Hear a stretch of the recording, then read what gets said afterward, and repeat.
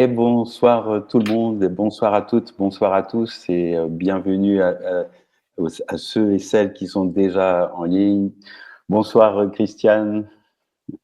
Alors je Bonsoir suis Bruno. très heureux de dialoguer avec toi autour de ce webinaire qui est autour du reparentage maternel, retrouver la bonne mère. Et alors pour te présenter, j'ai recherché un peu et j'ai appris, je ne savais pas, que tu avais commencé comme ergothérapeute. Et je me dis que finalement, dès le début, tu avais cette passion d'aider des personnes à regagner leur autonomie et à reprendre le pouvoir comme ça sur leur vie. Et je trouve ça assez fort. Et après, il y a eu cette rencontre un peu fondatrice avec Garda Boyson à Londres. Et puis, cette mise en lumière du psychopéristatisme, la digestion des émotions et ce travail magnifique d'accompagnement. Et puis, une autre rencontre fondatrice, mais peut-être tu nous en diras plus avec ton mari, François Levin, avec qui tu as fondé cette école magnifique, l'école biodynamique de thérapie psychocorporelle, avec ses 3 centres, un à Paris, un à Lyon et un à Montpellier. Et pour te rajeunir, c'était en 87. Tu dis, ça fait presque 38 ans que c'est ça, hein, que cette école œuvre à former de futurs thérapeutes, mais j'ai envie de dire pas que, puisque c'est une école de formation ou de déformation, selon de déformation dans le sens où il va déformer nos structures pour les faire fondre et pour mettre en lumière notre noyau. En tout cas, c'est une école magnifique de la vie. J'ai envie de dire, elle nous apprend, elle répond pas forcément à toutes nos questions, mais elle nous apprend à bien vivre sans toutes nos réponses. Ouais, ça Alors, c'est joli. Ouais. moi qui ai eu la chance de te côtoyer plusieurs fois, d'abord en tant qu'étudiant, et puis en tant qu'assistant d'une promotion, et puis aujourd'hui en tant que formateur, moi j'étais toujours très inspiré par ton côté à la fois ferme et extrêmement sécurisant, enveloppant, maternant, j'ai envie de dire, propice à une plongée dans nos abysses et à découvrir dans les recoins de notre psyché ce qui pourrait ne pas vouloir être démasqué ou ne pas vouloir être entendu. Et c'était en tout cas une initiation d'être à tes côtés. Ce que j'ai aimé aussi, c'est tous les outils que tu as développés au sein de cette école. Tout d'abord une sorte de méthodologie du diagnostic que tu as développé avec cette fameuse courbe du processus qui fait, euh, qui fait bien travailler les étudiants. Euh, il y a également aussi le travail sur la voix que je trouve à la fois incroyablement guérissant et porteur pour trouver sa voix et puis pour pouvoir jouer sa note aussi. Donc, le travail aussi sur les rêves éveillés dirigés que tu as mis en place, biodynamique. Moi, j'adore, je trouve ça extrêmement poétique, onirique et à la fois extrêmement guérissant. Là, je glisse une petite parenthèse. Tu devrais en principe nous écrire un livre là-dessus. C'était dans les projets. Peut-être tu en parleras aussi. Et puis, ce qui nous occupe plus spécialement ce soir-là, c'est l'immense travail sur le reparentage maternel. Alors, avant de te donner la parole et de lancer ce webinaire qui va se décomposer en 2 temps, à peu près une bonne trentaine de minutes, un peu plus, où tu vas pouvoir développer toute ton approche et ta magie. Et puis un deuxième temps où je sélectionnerai quelques questions posées par nos webinariens, je ne sais pas si ça se dit, afin de lancer le débat. Alors, j'avais envie de te poser 2 questions pour démarrer. La première, c'est quoi une bonne mère ou c'est qui? Et la deuxième question, c'était en rapport au titre, retrouver la bonne mère. Euh, Encore faut-il l'avoir déjà trouvée une fois pour pouvoir la retrouver. Voilà, je te laisse la parole. Bon, ben, merci pour cette introduction déjà. Alors, qu'est-ce qu'une bonne mère? Je vais partir par là. Alors, Winnicott a parlé de ce qu'il a appelé une mère suffisamment bonne. Une mère suffisamment bonne, c'est une mère qui a su être à l'écoute d'elle-même pendant sa grossesse, en connexion avec son bébé, et puis qui a su être présente, aimante. Et elle n'a pas besoin d'être parfaite. Une mère suffisamment bonne, c'est une mère qui comble les besoins de l'enfant.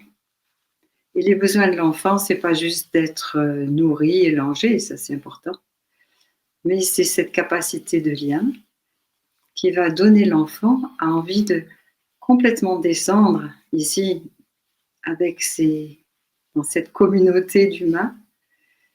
Et malheureusement, beaucoup d'enfants restent un peu comme en suspens entre d'où ils viennent, et c'est le grand mystère de d'où viennent les enfants, d'où viennent ces âmes qui s'incarnent, et puis cette vie terrestre. Et la mère, la bonne mère, est celle qui va permettre ce passage. Toutes les femmes qui ont eu des enfants ont été dans ce rôle de celle par qui un être s'incarne et vient sur Terre. Et dans ce rôle, elle peut être plus ou moins bonne, plus ou moins terrible.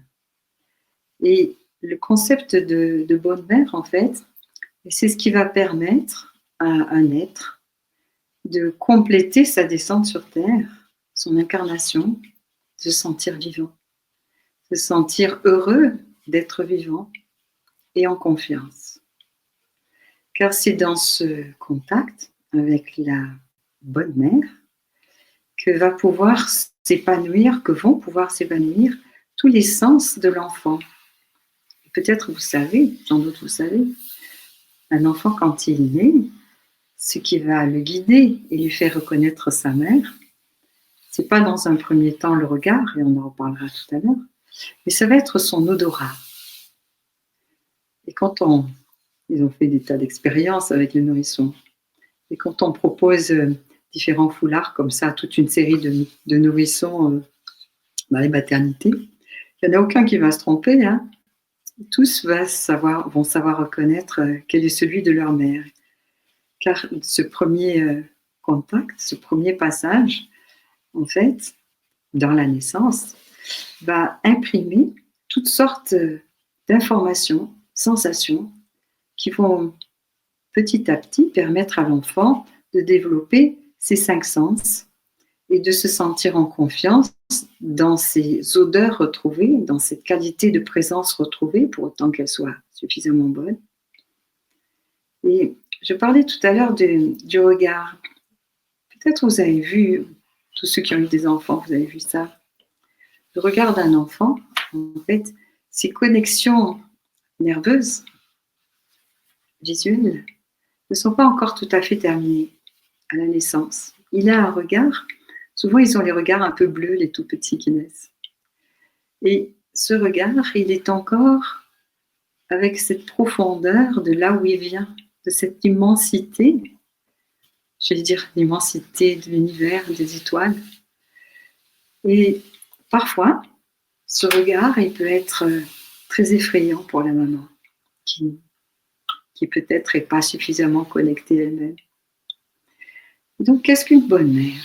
Une bonne mère va être celle qui sait accueillir et donner envie à son bébé d'être vivant. C'est celle qui va l'accueillir, qui va lui permettre de se reposer, lui permettre d'être en sécurité. Et la sécurité, mais c'est pas forcément dans une chambre tout seul où il n'y a pas de bruit. Hein. Si vous regardez les petits Africains dans le dos de leur maman, ils sont partout. Et il y a du bruit, il y a la fête, il y a des voix, et on bouge et on va marcher. et les enfants, ils dorment dans le dos de leur maman. Alors, on a un peu cette idée qu'un enfant, il doit être, surtout pas faire de bruit, surtout pas le réveiller. Et c'est vrai qu'on a des enfants de plus en plus sensibles au bruit et aux ondes, je dirais malheureusement. Ça perturbe beaucoup d'enfants. Et peut-être j'aurai l'occasion d'en reparler, la nécessité de protéger les petits, et sur tout le monde en fait, et surtout les petits, de cette inondation d'ondes partout dans lequel on est baigné, et dans lequel, en tout cas moi, quand j'étais enfant, n'était pas baigné, parce que les ondes étaient bien moindres, à part la radio, hein, il n'y avait pas d'ondes qui se promenaient ou très peu. Et en fait, nos enfants sont comme ça bombardés d'ondes et il y a besoin de les protéger. Alors, je reviens à cette notion de bonne mère et l'important, en fait, dans son rôle. Alors, je vais faire une petite digression. Hein. On a 2 piliers dans notre vie. Ces 2 piliers, en fait, ils sont incarnés par les 2 parents. Et chacun est investi d'un rôle particulier. Le rôle paternel, dont je ne veux pas trop parler aujourd'hui, et le rôle maternel. Le rôle maternel, c'est le rôle d'accueil, et c'est elle, dans comment elle va donner des soins, comment elle va prendre contre elle, dans ce fameux pot à pot qui est tellement bon, tellement rassurant, et pour la mère et pour l'enfant, hein, quand l'enfant naît, de pouvoir être posé comme ça sur le sein de sa mère. C'est ce qui va le rassurer après cette épopée incroyable de la naissance. Si on remet ça dans un contexte d'adulte, c'est comme si on passait par des épreuves d'une puissance et qui vont stimuler aussi la puissance de l'enfant. Parce que peut-être vous le savez aussi, mais c'est l'enfant qui normalement déclenche sa sortie. C'est lui qui va faire que les contractions vont s'enclencher. Et il a besoin d'être aidé par sa mère pour pouvoir sortir d'une bonne manière. Et donc une bonne mère, c'est une mère aussi qui attend son enfant, qui a envie de le connaître et qui l'aide dans sa sortie. Certaines femmes ont très peur d'accoucher et retiennent l'enfant, ou bien le père n'est pas là, ou bien le médecin n'est pas là. Bref, retiennent l'enfant et il va falloir déclencher l'accouchement. Alors, tout ça, ça puisse passer de la manière dont ça s'est passé. Et peut-être il y a eu une césarienne, et peut-être il s'est passé plein de choses, peu importe. À tout moment, on peut réparer les traumatismes qui sont liés à la gestation, à la naissance et à la petite enfance. C'est un peu ça le message du jour. De savoir que tant qu'il y a la vie, et c'est un peu comme ça que j'ai terminé mon petit texte, il y a l'espoir du vivant, que le vivant se manifeste ou se remanifeste. Un petit peu comme, je prendrais l'image d'une gelée tardive, quand les bourgeons éclosent et qu'ils gèlent. Eh bien, très souvent, il y a une seconde montée de sève, et si la gelée n'est pas trop sévère, il va y avoir de nouveaux bourgeons. Eh bien, c'est ce que va permettre en fait le travail de reparentage quand il y a eu une sorte de ratage, de traumatisme de la petite enfance ou de la toute petite enfance, vraiment tout ce qui touche la gestation et tout ce qui touche aussi autour de ce que j'appelle la légende familiale avant même que l'enfant soit conçu, donc comment il est tourné peut-être autour de la maman ou du couple, ou comment il a été le malvenu ou le bienvenu. Et tout ça, ça va avoir une répercussion pendant la gestation. Mais ce qui est le plus important, c'est le vécu de la maman.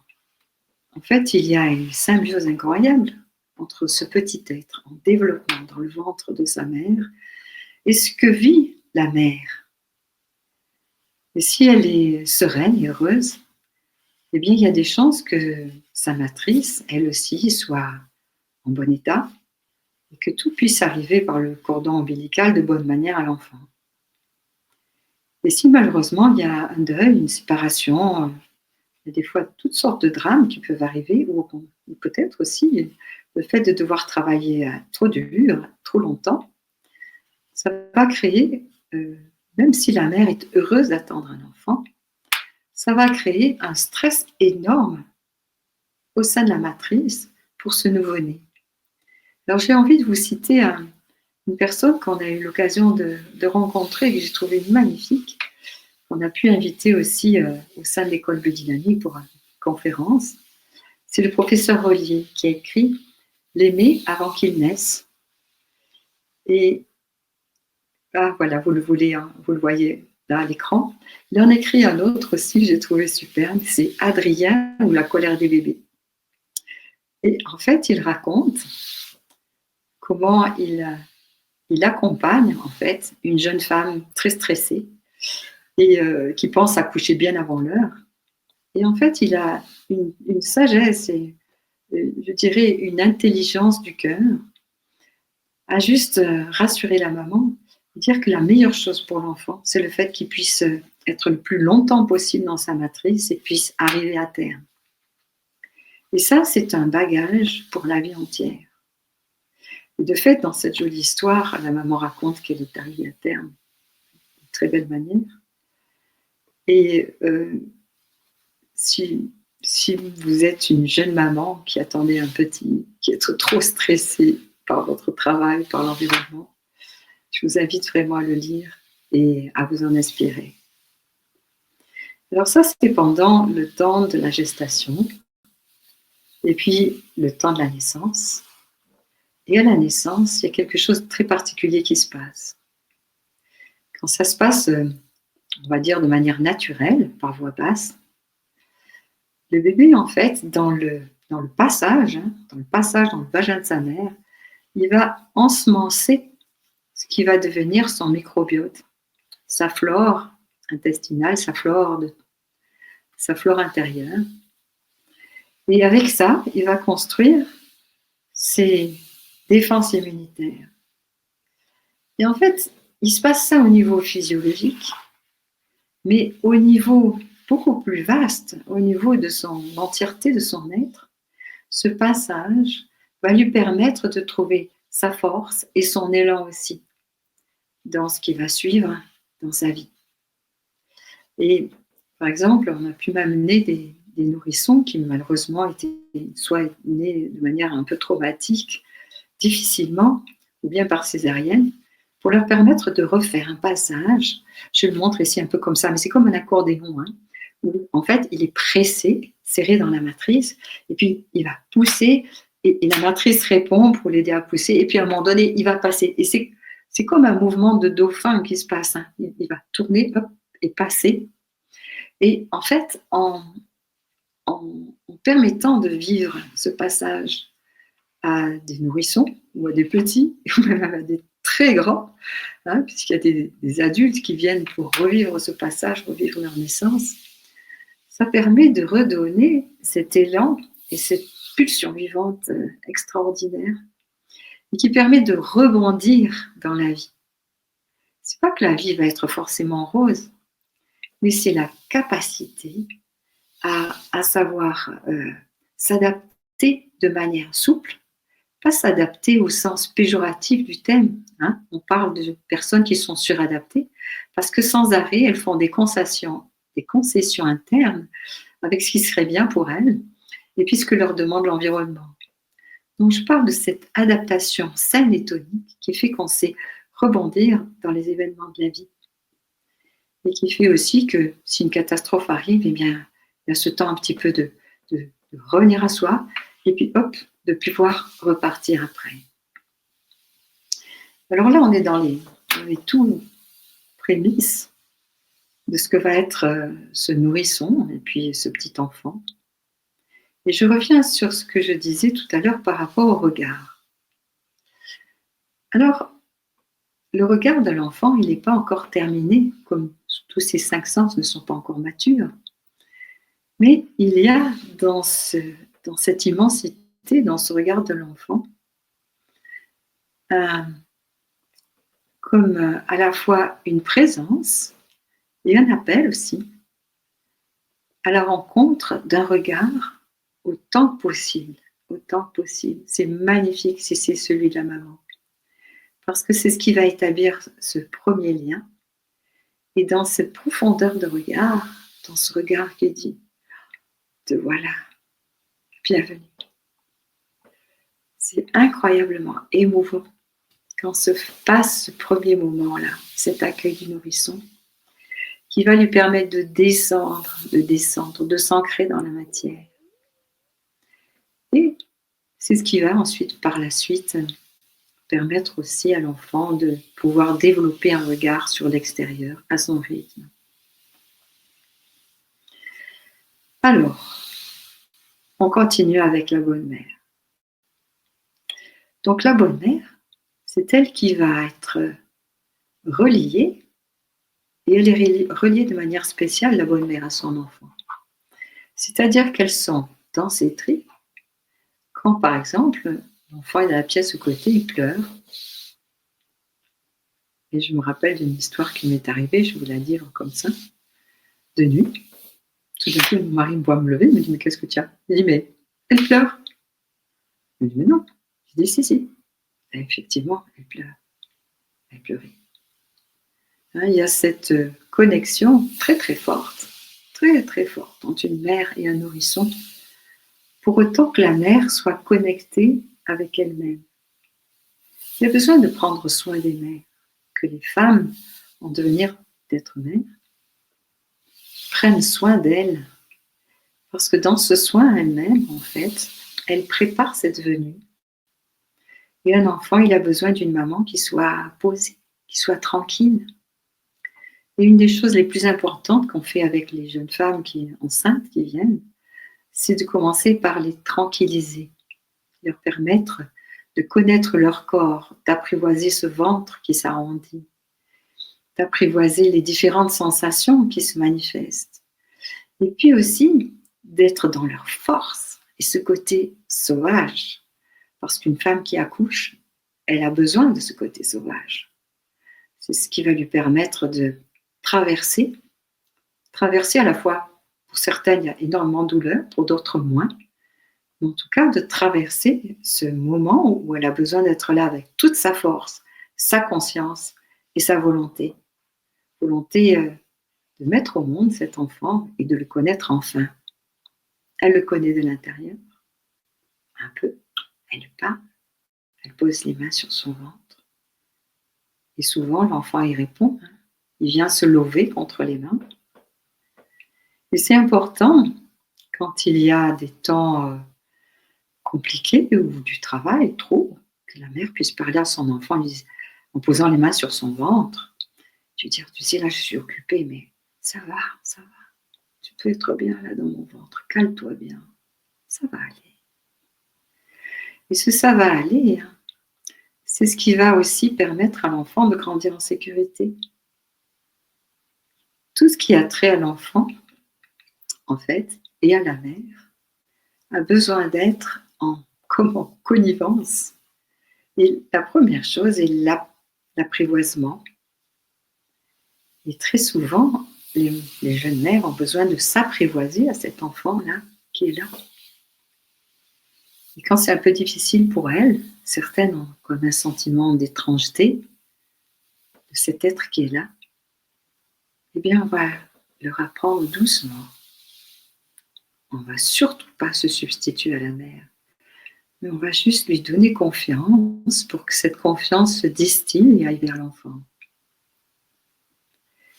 Et en fait, tous ces petits qui sont grands maintenant et qu'on voit après en thérapie, et qui ont été un peu cabossés par la vie, soit parce que leur maman était malade, certaines hospitalisées, d'autres, elles ont été déficientes psychiquement, très maltraitantes.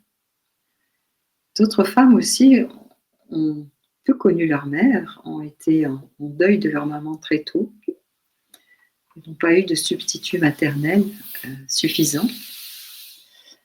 Et en fait, ces personnes-là, souvent, viennent nous consulter parce qu'il y a comme une insécurité de base, une difficulté à se poser, une difficulté à faire confiance.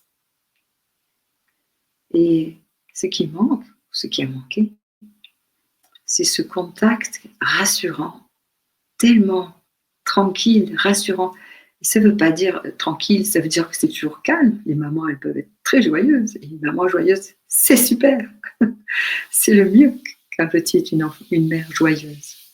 Une mère joyeuse et stressée, c'est moins bien qu'une mère tranquille. Tranquille et juste bien là d'être avec son enfant.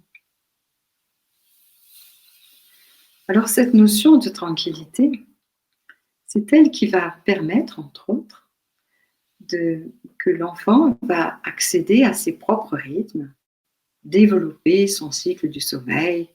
Alors très souvent, il y en a qui sont inversés, on dit les petits dormeurs, les grands dormeurs. Les petits dormeurs, ça c'est dur pour les parents. Que c'est dur. Les petits dormeurs, ils sont très contents d'être réveillés la nuit, d'être réveillés à 4h, 5h du matin. Et les parents, c'est un peu difficile pour eux. Alors, vraiment, je vous dis, c'est un investissement sur l'avenir d'accepter cette mise en disponibilité de soi-même dans ces premiers temps de l'enfance, parce que c'est eux qui vont permettre ensuite à l'enfant d'être indépendant. Alors, paradoxalement, il n'y a que les bonnes mères qu'on peut quitter, parce qu'on sait qu'on peut les retrouver quand on veut. Et les mauvaises mères ou les mères déficientes, comme c'est dur de s'en séparer, on est toujours attaché à elles. Elles sont toujours attachées à nous. Parce qu'il y a toujours cet espoir qu'un jour, enfin, elle va m'accueillir. Enfin, elle va me reconnaître. Enfin, elle va me dire un mot gentil. Enfin, elle va ne plus me juger. Enfin, elle va arrêter de me donner des ordres. Et cet espoir, c'est un espoir que je vois chez des personnes jusque très âgées, qui ont désespérément toute leur vie tenté cette rencontre, tenté ce geste apaisant, tenté de faire que leur mère soit suffisamment bien avec elle-même. Hein. On a beaucoup de personnes qui viennent en thérapie parce qu'ils avaient une mère dépressive, une mère enfant, une mère elle-même tournée vers sa propre mère. Et ça, quand on travaille sur les lignées, on trouve ça très fréquemment. C'est-à-dire, je vous montre, hein, je suis moi la mère, et je suis en fait tournée vers ma propre mère pour m'occuper d'elle, parce que j'attends encore d'elle qu'elle me donne quelque chose. Et je n'ai pas d'énergie à donner à ceux qui viennent après, à mes enfants. Tout ça, ça se travaille et ça se répare. C'est ça qui est magnifique. C'est que c'est pas parce que ça s'est passé comme ça que toute ma vie, ça doit rester comme ça. Alors, bien sûr, la maman, ma mère, elle ne va pas forcément changer. Et très souvent, il y a des personnes qui terminent leur vie en étant toujours aussi acariâtres, aussi désagréables, aussi misérables, aussi désespérées, ce qui est toujours très difficile pour leurs enfants. Et puis, on voit quand même des choses extraordinaires. C'est-à-dire que quand, dans un processus de thérapie et de réparation qui se passe avec cette figure maternelle, eh bien, ça veut dire que quelque chose qui était comme je prends comme l'image d'un fil tendu, ça tire entre la mère et l'enfant. Quand il y a réparation, eh bien, la personne, elle va lâcher. Et le fil, il ne tient plus à rien. Et très souvent, on a de ces rencontres improbables, incroyables, entre un enfant, qui peut être adulte maintenant, et sa mère, qui est une vieille personne. Et ça, c'est magnifique. Enfin, ça peut se passer comme un chemin de réconciliation, de retrouvailles. Car la femme qui est là, et qui a peut-être 70, 80 plus, c'est plus la maman, c'est une vieille dame qui a été aussi ma mère. C'est une vieille dame. Beaucoup de choses se sont passées dans sa vie. Et pour certaines, ce chemin de réconciliation est possible. D'autant que l'enfant, qui est souvent un adulte, a fait ce chemin de réparation qui ouvre le chemin du pardon. Parfois, on a besoin de se faire pardonner de notre propre mère parce qu'on lui a fait pique-pendre. Et parfois, c'est elle qui a bien besoin de se faire pardonner parce qu'elle est passée à côté, par ignorance, parce que les conditions étaient terribles, parce qu'elle était trop occupée d'elle-même, parce que plein de choses. Et en fait, ce chemin de réconciliation est possible à un moment donné, quand déjà un des deux côtés fait le chemin et laisse l'opportunité à l'autre de faire le sien de son côté. Alors, dans ce travail de reparentage, je cite ici la psychologie biodynamique, hein, c'est la thérapie que j'enseigne depuis très longtemps maintenant. On a cette spécificité de travailler en psychocorporel et d'une manière encore particulière, en ce sens qu'on a toujours une attention particulière à la capacité qu'a la personne à intégrer l'information nouvelle. Cela crée à l'intérieur d'elle-même des nouveaux circuits, à la fois énergétiques. On va parler d'hormones aussi. Et là, je pourrais citer une autre personne que j'ai admirée énormément, qui est Michel Audin, et qui a écrit L'amour scientifié, qui était un chirurgien obstétricien, et qui a vraiment œuvré et aidé énormément de femmes, de mamans et de thérapeutes, je dirais l'humanité d'une certaine manière, en comprenant en fait l'importance de ce lien entre la mère et l'enfant, qui fait par exemple quand on pose l'enfant sur la poitrine de la mère, ici, eh bien il va faire toute dans sa chimie extraordinaire. Je montre la tête, mais c'est partout dans le corps.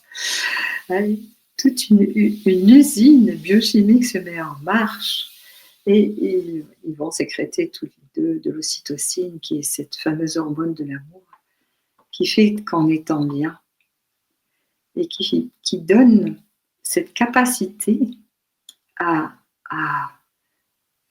être en lien, bien sûr, mais à être aimant. Et l'idée, c'est de devenir aimant de ses proches, et surtout aimant de la vie. Et dans ce travail psychocorporel, on va pouvoir œuvrer pour réveiller, par des pratiques particulières, par des mises en situation, les mémoires archaïques du nourrisson, et donc rendre à nouveau disponible ce que j'appellerais cette deuxième montée de sève au printemps, pour qu'une réparation puisse se passer. Alors, je parlais du regard tout à l'heure, j'y reviens pour la troisième fois. En fait, quand une mère allaite son enfant, elle est là, avec l'enfant au sein, et elle le regarde. Et j'invite les mamans qui allaitent, que ce soit au biberon ou au sein, de regarder leur enfant. Souvent, ils ferment les yeux. Et puis, ils s'entrent souvent aussi en ce qu'on appelle des REM, c'est-à-dire les mouvements rapides des yeux, comme ça. Voilà. Ça, pour certaines mères, sont très effrayées de voir ça. Elles croient que leur enfant fait comme une petite crise d'épilepsie, mais pas du tout. Il est en train de régénérer son cerveau et d'intégrer ce qui se passe. Et en fait, entre ces deux moments-là, c'est peut-être le moment où il s'endort un peu,